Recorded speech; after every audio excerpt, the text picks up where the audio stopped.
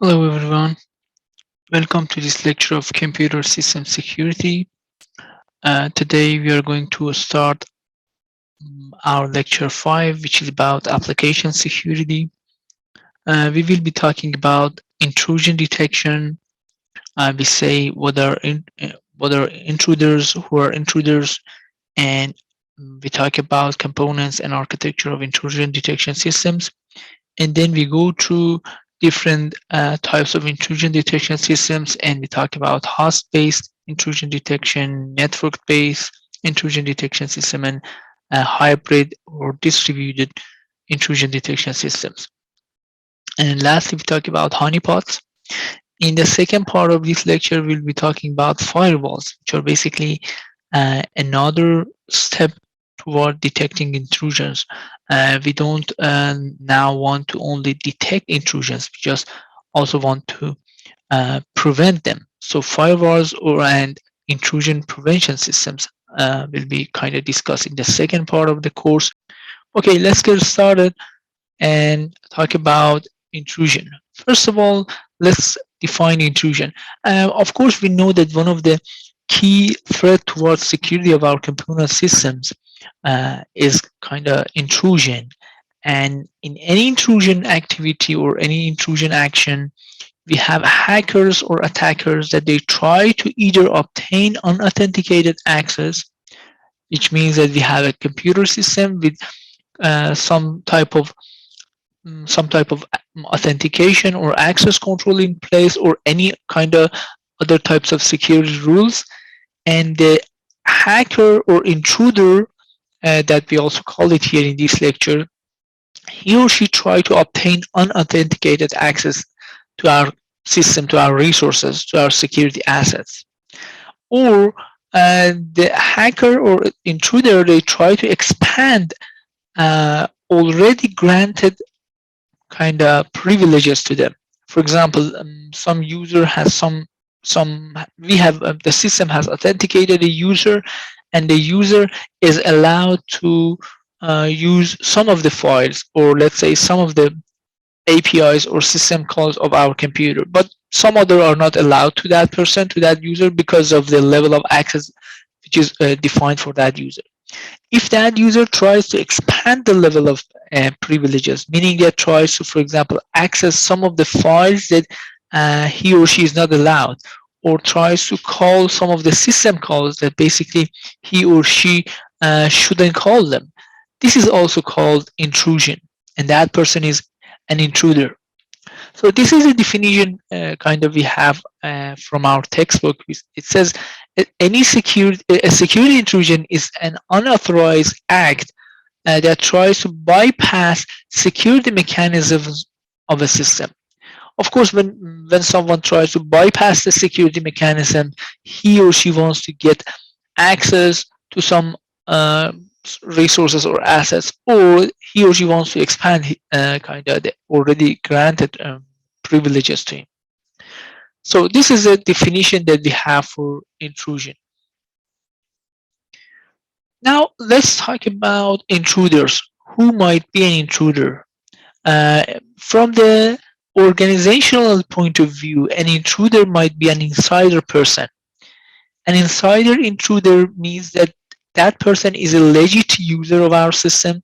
We have already uh, kind of we have already get to know that person, and that person is subscribed or has one of our registered or enrolled users, and we have already granted some levels of access to that person. So if that person tries to do some intrusion activity, we call that, or we can kind of list that as an insider intruder, because that person comes from a set of legit or already registered users of that system. An intruder might be an outsider person. When I say person, though, it doesn't mean we are not talking about a real person. It might be one person or a team, or it might be an organization itself. Anyway, an intruder might be an outsider individual, which in that case means that the individual is not a already registered or a legit user of that system, but tries to, he or she likes to, or they like to kind of get some accesses to our system. In that case, we call them outsider. And the intruder might be a combination of both. What does this last one means? It of course talks about a group of intruders, not only one intruder. A single person intruder might be either insider or outsider, but like I mentioned, in many cases the intruders are not only one person, they are a group of individuals, a group of, let's say, experts or technicians helping each other in order to perform the actual intrusion.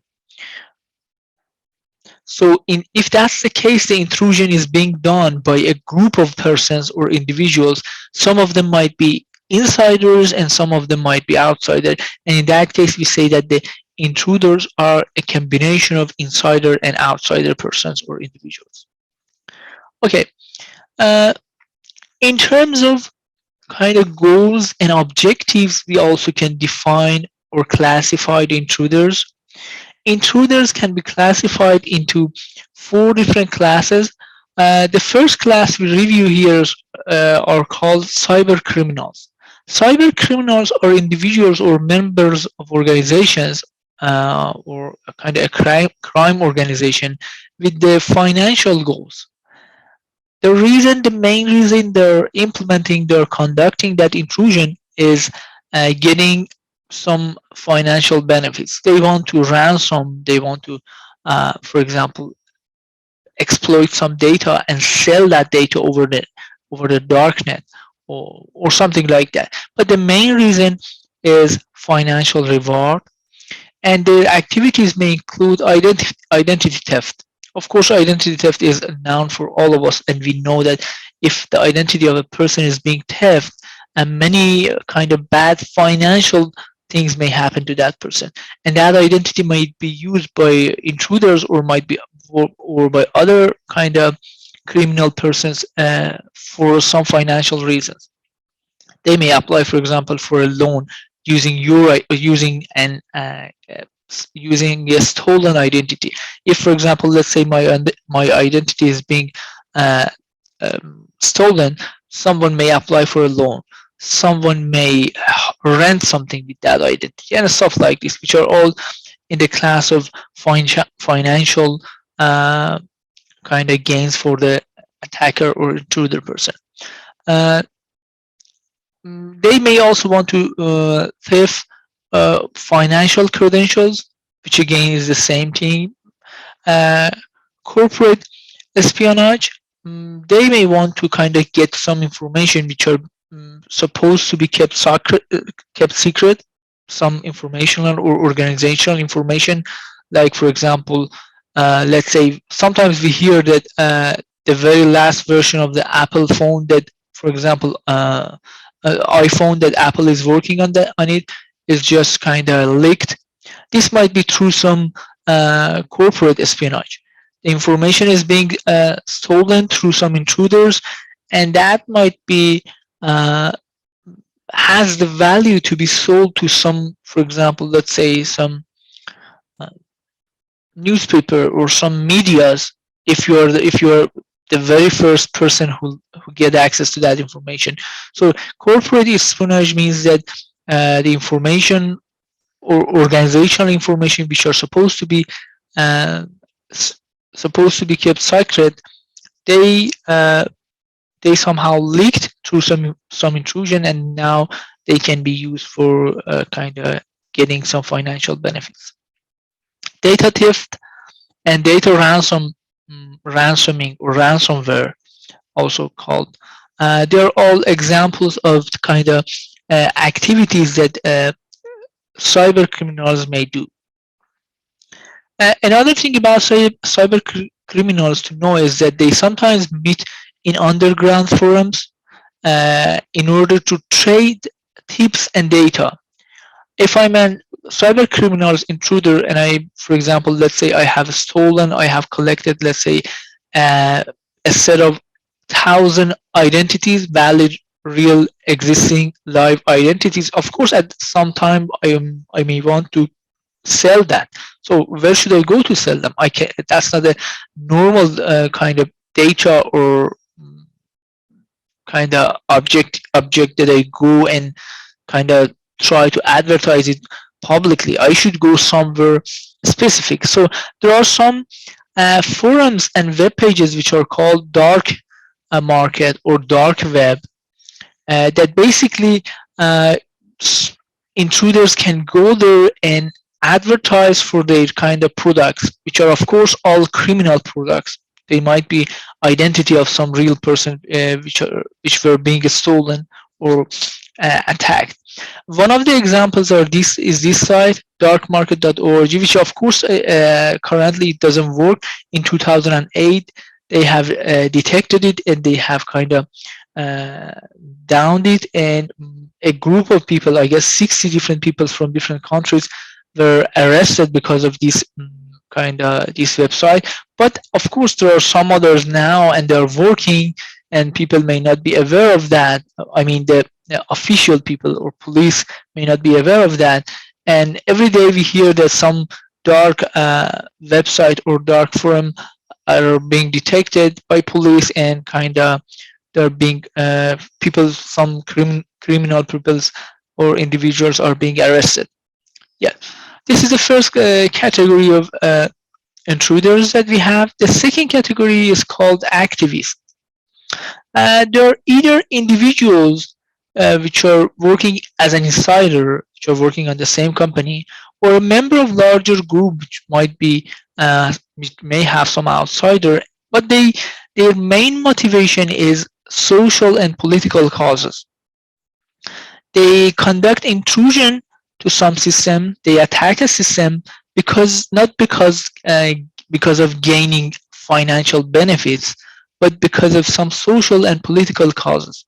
That, for example, they want to say something against, let's say, mm, Facebook or something. They may try to conduct an intrusion to Facebook and put the Facebook down for some hours or some minutes or whatever. These people or these type of intruders also called hacktivists, because they use the intrusion, they use kind of uh, attacking as a tool to kind of uh, to have their voice listened, to have the other people kind of pay attention to what they are saying or what they want. They're called also hacktivists. And what they do, for example, they may do website defacement. They change kind of the appearance of the website and they attract some users. They implement denial of service, and they may do kind of theft and distribution of data that result in negative kind of publicly or compromise of their targets. These are all examples of what they do. Of course, they may do other stuff as well, but the major thing here is that their motivation is not kind of limited to financial. They mainly are motivated due to some social and political causes. The third group that we talk about them are called state-sponsored organizations. This is the third group of intruders. If you remember, we've talked about this in very first lecture of this course, and we've talked about the type of attack. We called it advanced persistent threat, or APTs. Uh, they fall basically in that category.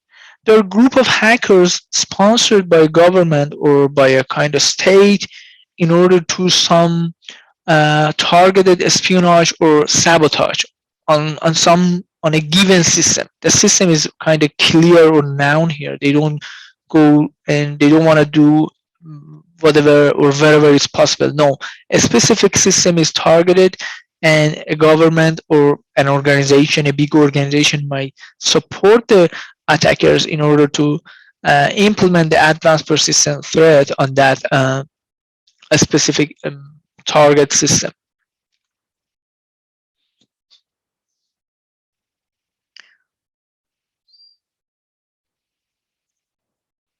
Yeah, widespread nature of and scope of these activities by wide range of countries have used them kind of as a part of their army. This is kind of intel, or it might be to protect the allies of some countries. And the last group of intruders are kind of anything other than these three groups we mentioned. I'm going to give you one example. For example, attackers or hackers which are who are motivated by some technical and scientific reasons. For example, we have classical hackers or crackers that they just want to find new vulnerabilities. So what they do is that they go and they of course do intrusion, and sometimes they might be successful as well. But their goal is not to gain financial benefits. They don't want to put any specific target down, or they don't want to espionage or make some sabotage on some systems, but they just want to detect or discover vulnerabilities in our computer systems. So they also sometimes, if you remember, again in the very first lecture of the class, we called them white hat hackers. Whatever white hat hackers do can be considered as an intrusion, and of course they are classified as kind of fourth group of intruders.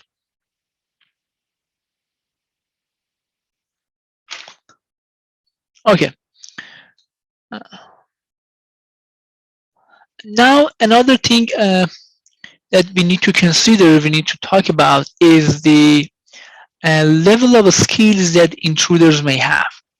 Of course, not all intruders are skillful, technical, expert individuals. Sometimes we have kind of intruders that are beginners. They don't they don't know much about the details or technical details of computer systems or networking.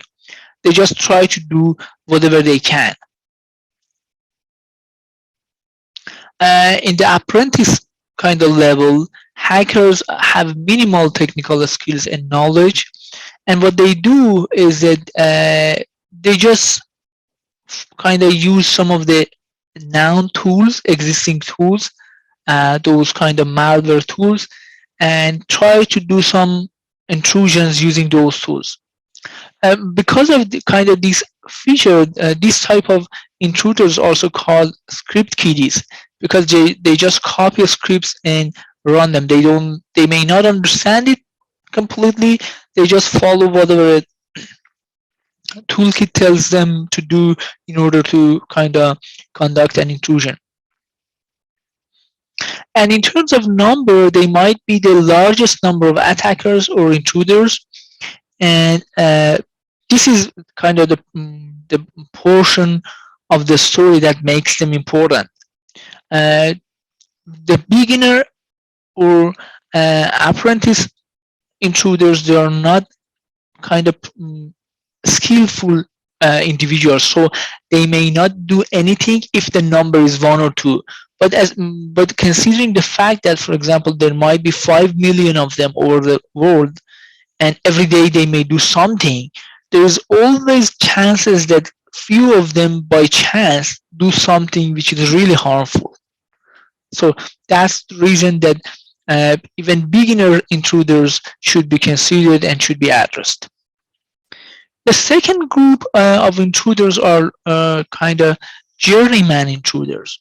They have some kind of technical skills and technical knowledge in order to modify and extend existing attacks or toolkits, and they can of course discover new vulnerabilities and new exploits, and they can do something.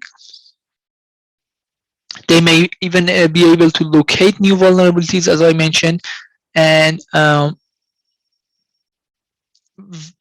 these type of kind of intruders, in most cases we see them as kind of insider intruders, and of course they use different types of tools. And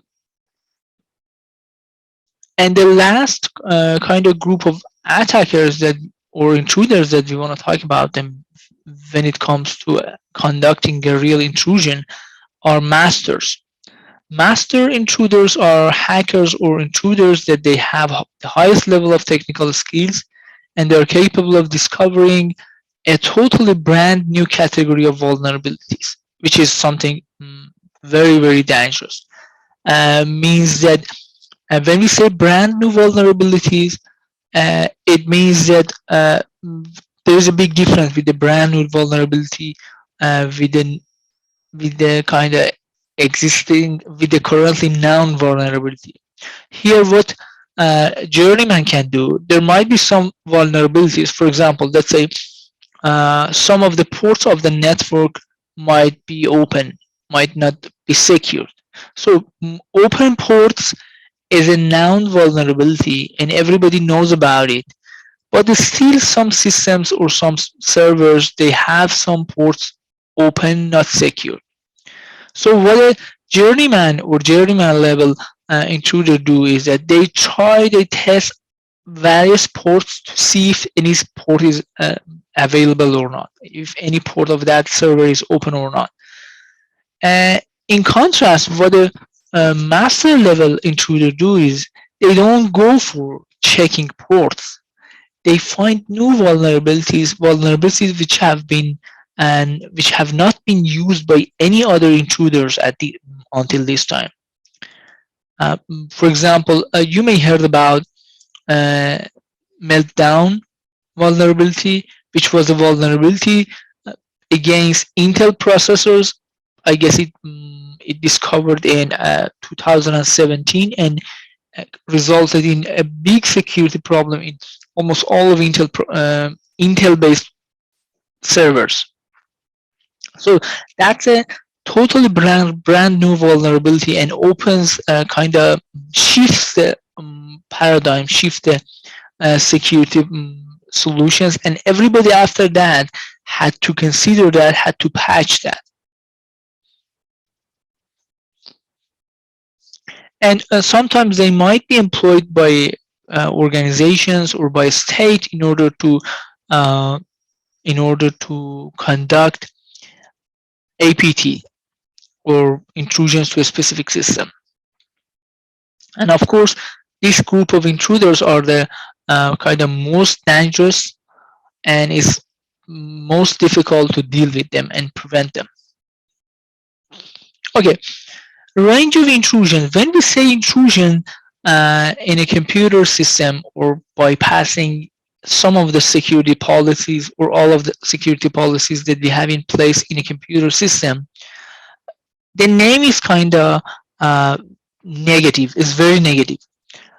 But we should know that ranges of intrusions, we have a range of intrusions. Sometimes the impacts are not too severe or are not too bad, and sometimes the impacts of an intrusion are very severe. So we say that impacts of an intrusion attack may range from a benign to serious. At the benign level, we see some people that they just explore the internet, and since the number of them are very high, they may kind of came across some vulnerabilities, and intentionally or unintentionally they may conduct some intrusion into your system. They may access something into your system, but they are not basically there in order to hurt your system or steal your information. And in the serious side, of course, we have individuals or groups that they're skillful, they're knowledgeable, and they uh, attempt, they kind of directly address or target your computer, and they want to get some access or privileged accesses to some data or some services or some functions. Okay, per NIST SP861, these are some examples of intrusions that might happen to computer system. Server defacement, guessing or cracking passwords, which is of course understandable, copying databases containing credit card numbers, viewing sensitive data without authorization, running a packet sniffer in order to kind of listen to packets being transferred between a server or the rest of internet, or a client and the rest of internet, using an unsecured modem to access internal network and stuff like this. These are all considered as intrusions being done on a computer system or an organization. Okay, the next thing that I'm going to talk about is the behavior or pattern that we see in the behavior of an intruder. When an intruder tries to uh, um, implement an attack or intrusion, they may follow these six steps. Some of them kind of can be cancelled if the intruder doesn't like. But of course, having them kind of makes the impact or maximizes the impact of that attack or that intrusion. I'm gonna go over them very quickly, and then in the few next slide, I'm going to give you some real examples of each of these kind of steps in the intrusion to a computer system. The first thing that an intruder do is that he or she performs some information gathering toward the specific target. So it is called target acquisition and information gathering. What is the system that I'm going to kind of attack it? I need to collect some information about it. If there is some website for them, what's if there is any organization, what's the chart of that organization and stuff like that. Initial access.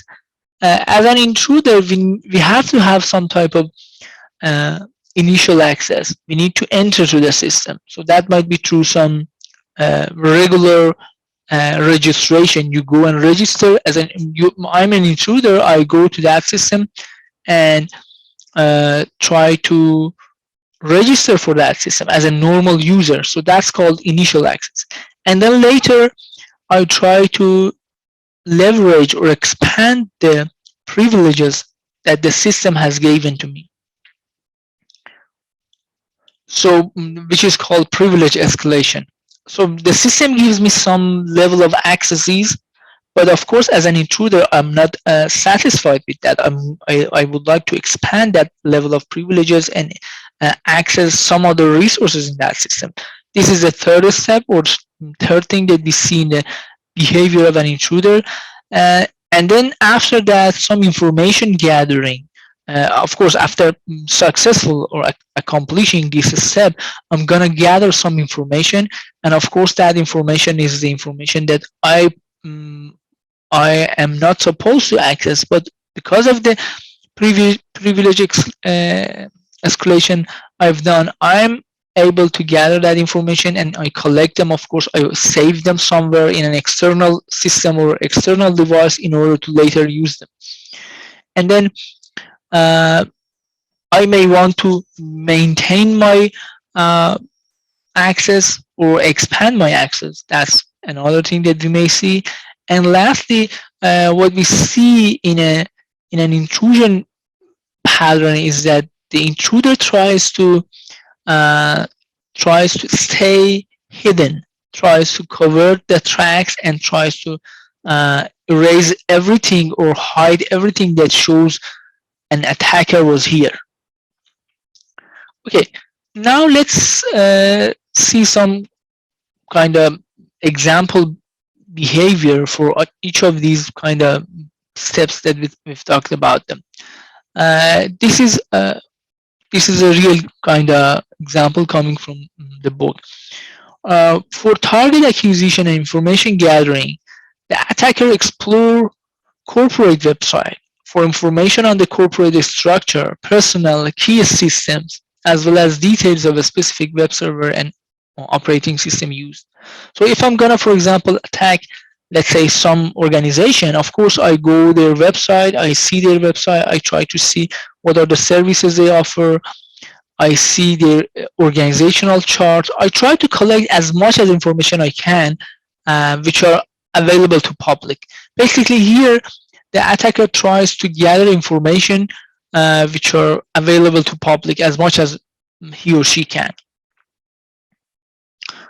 mm, the attacker goes kind of one step further and try to look at the DNS, domain name kind of server, in order to look up to kind of or gather information about the target network of that organization, which means that basically the attacker tries to see who over the internet are the consumer of this organization. Let's say the attacker wants to attack, for example, organization A, and the organization A has a website a.com. So attacker, of course, would be uh, can use that information if attacker knows who are the users or who are the customers of attacker A. Not, we are not talking about users. We are talking about website who are feeding some information or who are getting some information from a.com. So they are called uh, target networks of a.com. And of course, for doing that, attacker looks at the DNS to see.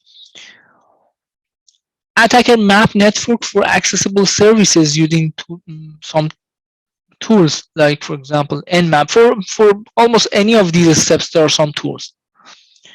You may want to see who are the users or target networks of that specific system. You use WHOIS database. For network mapping, you use nmap. Okay, attacker also may send a query email to customer service contact, and of course review the response and try to collect information about the person who has responded that emails and any other details in the response. And the last thing, attacker tries to identify potential vulnerabilities in the services because they're going to be used later in the kind of future steps of the intrusion. So this is the information gathering and target acquisition. In the initial access, attacker tries to, he or she may try different things.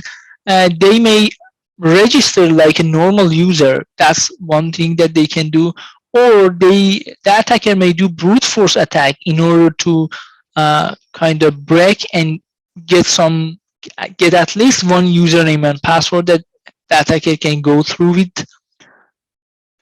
The attacker may use vulnerabilities like, for example, content management systems used for websites to see if he or she can gain some accesses. Attacker may send some esper phishing email to the users of that organization in order to get some valid or legit username and password.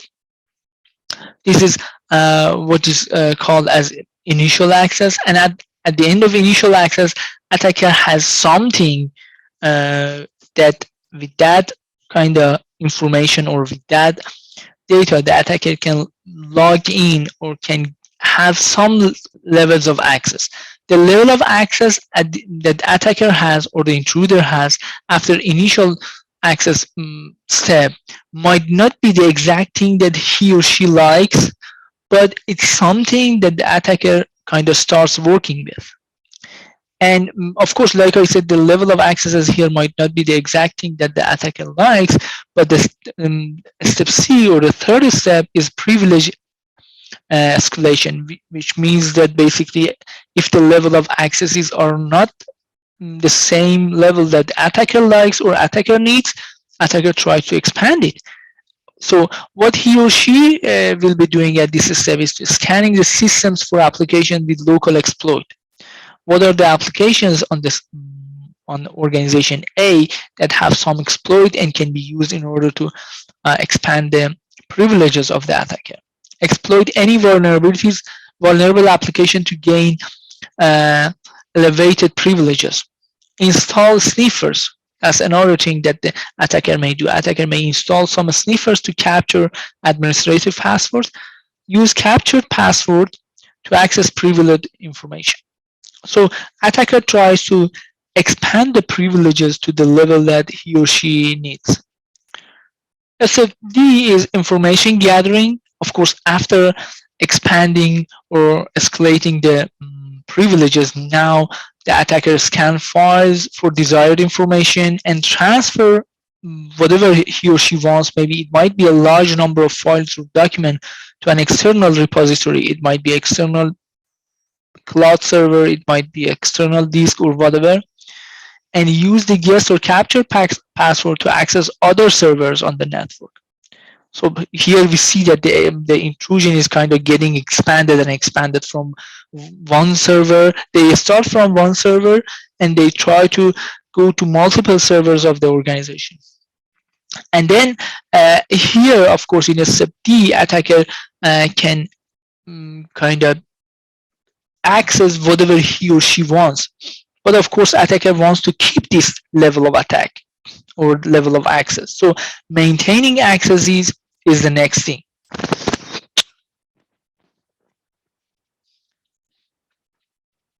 In this kind of step, the attacker may install some remote administration tools in order to create some backdoors or some kind of rootkits so that the attacker can repeat the same thing later. Of course, the administrators of the system may realize the attacker may realize the attack, and they may change something, so that user that the attacker initially used might not be useful for second attack or for next attack that the attacker may want to do. That's why the attacker, in order to maintaining the accesses, attacker needs to install something or to create some backdoor for himself.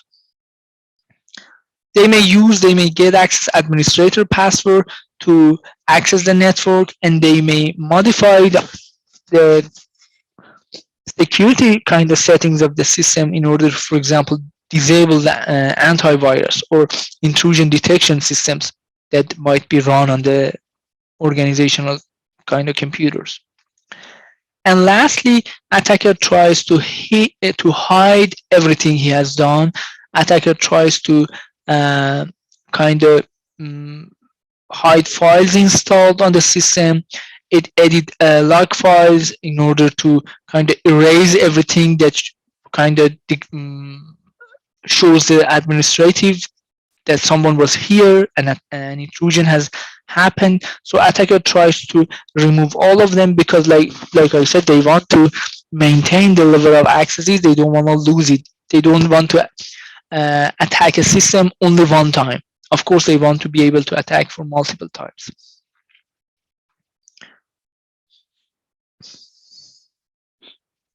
Okay, and now I'm going to talk about intrusion detection. We've talked about security intrusion. We said security intrusion is any unauthorized act of bypassing a security mechanism on a system that, of course, will try to get some unauthenticated accesses or expand some accesses. And in contrast to that, we have intrusion detection. What is intrusion detection? Intrusion detection is any hardware or software function or module that gathers information and analyzes that information in order to detect if an intrusion has happened. That information might be local information or might be network information. We'll be talking about them. And the intrusion detection system try to understand that something unauthenticated has happened to this system, and and of course it alerts administrators to do something. Okay, what are the major components we see in an intrusion detection system? We have three major components. The first thing is sensors. Sensors are kind of used to collect information and forward the information to the second component, which is analyzer. I'm going to give you some examples about sensors. For example, network packets. The network packet, it might be the whole packet, or let's say only the header of the packet. The network packets can be seen as a kind of source of information that can be used for analysis, and the analysis may tell us something if the system is working kind of normally, or if something, some attack has happened to this system. So the network packet are one of the sensors that we may use in intrusion detection. Of course, when we say sensors here, we are talking about conceptualized or abstract sensors. Here we are not talking about physical sensors like, for example, temperature sensor or light sensor. No, any source of information that might be affected with and without, or might be different in the case of having and not having an intrusion. That can be seen as a sensor.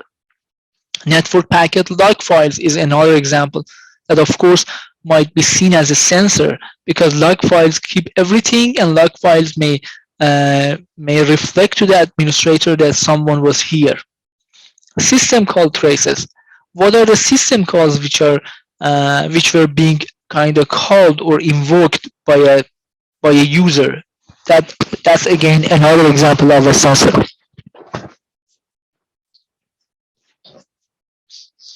Okay, information from the sensors are being collected, and while the sensors collect that information, they forward the information to the analyzer. An analyzer receives the information and try to uh, analyze them, and this is the analyzer who determines if an intrusion has happened or not. Of course, if the analyzer detects an intrusion, it kind of signals the administrator, it indicates that an intrusion has happened, or an intrusion is undergoing, in order to take some kind of actions toward that intrusion. The output of the analyzer, when analyzer kind of alerts the system or kind of start indicating that an intrusion is undergo, that signal might be kind of supported by some evidences.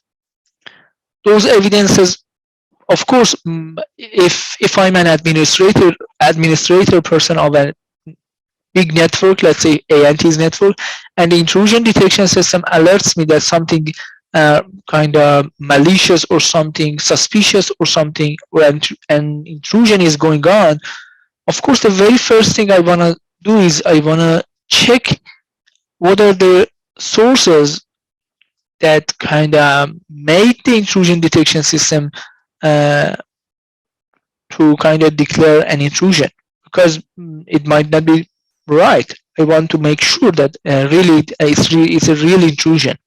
So the intrusion detection decision most of the time is supported by some information that somehow proves that this is a real intrusion going on.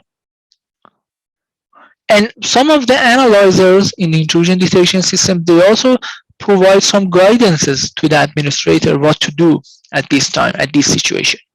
So this is a second component we see in intrusion detection systems.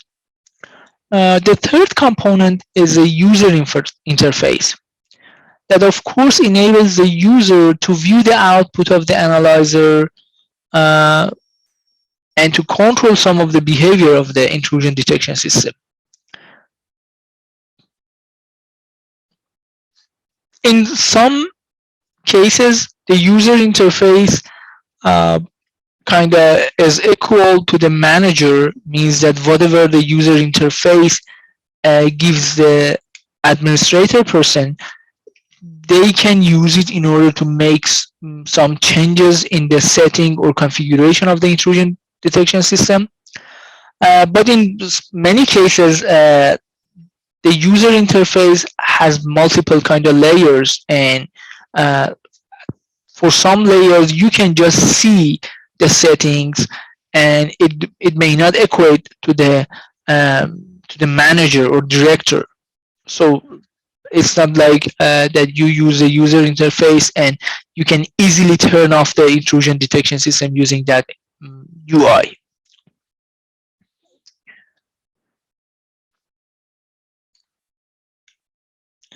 Okay.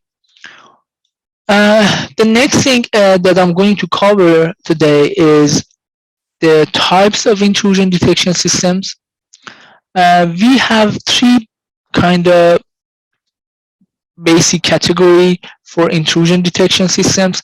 Intrusion detection systems might be host-based or HIDS. When we say host-based, means that the intrusion detection system monitors the characteristics of a single host for catching suspicious activities. What it is, it basically means that the sensors that feed the analyzer, they're all looking at a local host. No network-based sensor are used in that intrusion detection. That's a host-based. That intrusion detection system doesn't look at the, for example, network activity or incoming packets, outgoing packets, ports accessed, stuff like this. It looks at the, for example, number of processes running on the system, the amount of memory used, operating system calls which are invoked by the user. That's a host-based intrusion detection. And of course, there are a good, if we have multiple users on a computer, multiple users working on a computer, that might be the case that we use host-based. The second type of intrusion detections are network-based intrusion detection system. They look at the network traffic and analyze the network ports, network traffic, and the information or the protocols used at different layers to identify any suspicious activity. And the last one that makes the most kind of amount of sense is distributed or hybrid IDS. It combines the information from some sensors that they just look at the host, they just look at the local computer, and also it has some sensors that they look at the information coming from the network. These are called distributed or hybrid intrusion detection systems, which are now one of the kind of most widely used type of IDSs.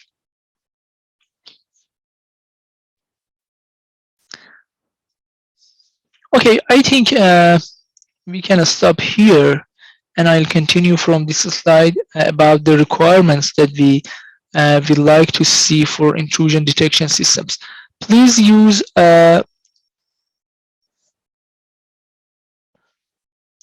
HIDS, like you see all uppercase, as the attendance code for today's